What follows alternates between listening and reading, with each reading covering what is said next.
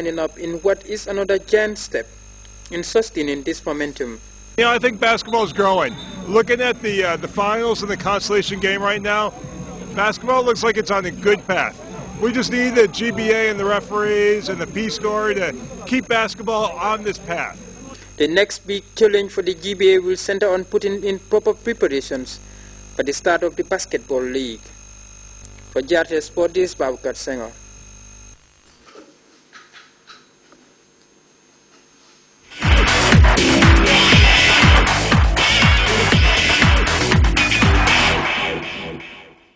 And before we end this edition of the news, a quick reminder of our headlines. UNESCO Banjul office has helped train personnel of the National Disaster Management Agency on data collection and analysis for effective disaster risk reduction and recovery. The Brikama Area Council has reached out to school-going children with sponsorship worth tens of thousands of dollars. Central African Republic's new interim president, Chadian-born Catherine Zamba-Pansa, has called on rival militias to lay down their arms and work towards a peaceful end to the country's month-long conflict. And Russia has heightened security in the Winter Olympic city of Sochi amid reports of an imminent attack by a suspected Dagestani woman suicide bomber.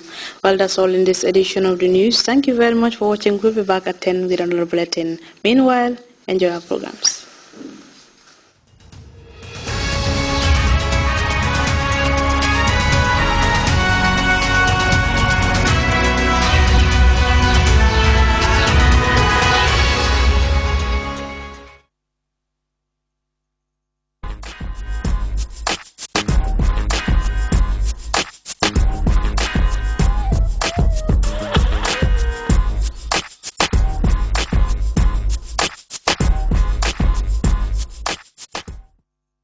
You've been waiting for is finally here.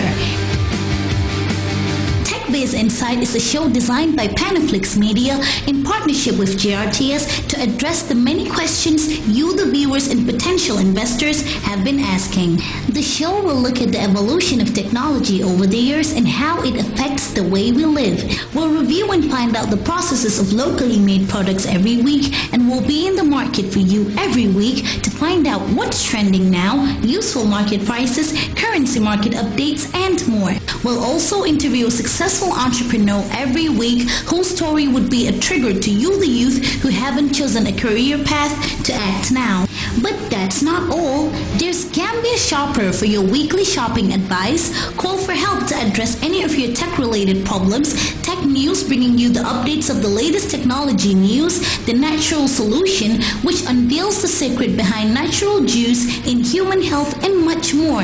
Interestingly, the show is everywhere you go. You can watch it on TV, on your mobile, tablet, or even on your computer in high definition.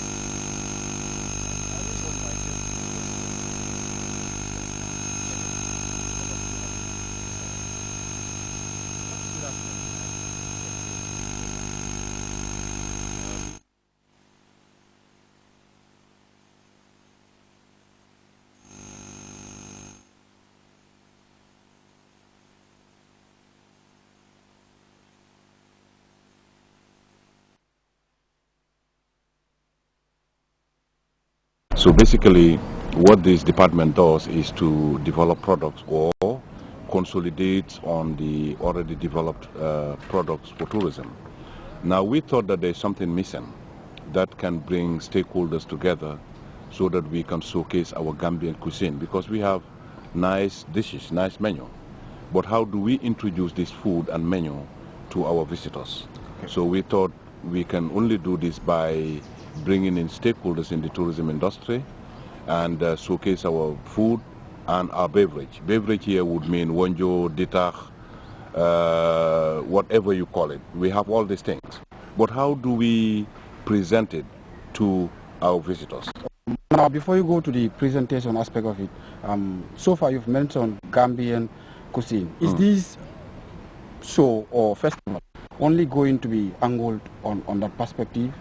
Not only that, we are also showing and showcasing Gambian culture. That's why we are inviting cultural groups as Kabakel, Bombolo, the Halam Symphony, contemporary musicians, and even band. We are inviting five-star band, we're inviting Poco Loco band, because we believe when you invite somebody to come and pay to dine and wine with you, you need to entertain the person. And what do we need to entertain them with? With our own culture, and sometimes maybe blended with contemporary music. Okay. So we started the product last year. That was the first time of this food and beverage festival. We were very successful in staging it and bringing stakeholders on board. And this is the second edition, and it's going to take place right here at Green Mamba. So we think it's very important that we invite stakeholders, those who can cook that delicious Gambian dish, come on board and showcase your talents in cooking.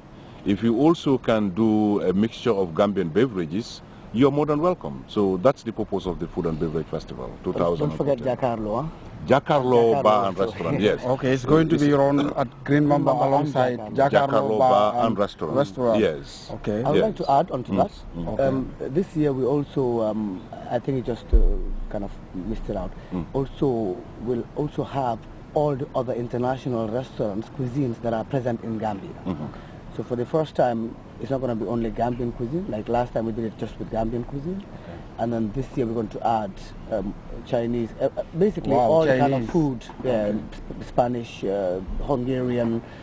Everyone will have a stand to showcase what is actually available in the Gambian restaurant industry. Okay. Well, let me just add something that is very important for the listeners or for the viewers to know is the purpose of having this festival is, like said earlier by Kebe, is to actually have it as an annual program. We want to actually replicate a similar program that is conducted in Kenya annually called the Carnival, because we believe that Gambia has a very rich culture, and in addition to the culture, of course, you have to blend it with the good food that we serve for the tourists. And we are tirelessly promoting the festival. Even we have gone to the extent of even engaging our tour operators. Even the ground tour operators have also been engaged. Okay, now if you allow me to come in again, yes. What effect do you think coming up with such programs like this one, Food and Beverage Festival, can impact on tourism in the Gambia? Well, yeah, the purpose, because the more product we have for the country, the better it is for us to have more tourists coming to the destination, because it makes no sense you come to the Gambia and you don't have nothing to do. So by bringing this thing on board and to make sure we have it on an annual basis, we'll actually add to our product suits that we have at the moment in this country. Okay. So also the other impact is the economic part of it, where we invite tourists to come and spend. That's an economic impact. The social impact is where we bring Gambians and our visitors together to wine and dine and enjoy the culture. So the impact is vast, and we are looking at increasing the calendar of events in the Gambia. Not only having the Roots and Homecoming Festival and other, but we want to increase the products. Okay. That's okay. Now, coming back to the program proper, which will be held from the 8th to the 9th of February, like you said, I will put this question to Madam Ngone. Ngone, is this an open program? Is it entitled to anyone who just want to come and attend, or who is qualified to be there? Definitely everyone, from the old to the middle age to the young to the babies, everyone. We have bouncy castles going on, we have ice cream going on, we have, like you said, the cultural groups going on, we have the food. The entertainment is vast, so it's available to everybody. Okay, it's available to everybody, but what qualifies one to come and attend this program, Gone? You don't need a qualification. Well, the qualification is entrance fees, so $100 is right there. Okay. We haven't discussed at committee level where the children would pay, but on our last radio show on Unique FM, somebody called from Banjul to ask if they are coming with their children, how much would a child pay. Okay. But that is something that I will have to carry forward to a committee meeting. But as you can see on the flyer, entrance is $100. That's the qualification. Okay. You don't need a BA or master's degree. All you need is That's what I would pocket full. Yes. Okay. Yes.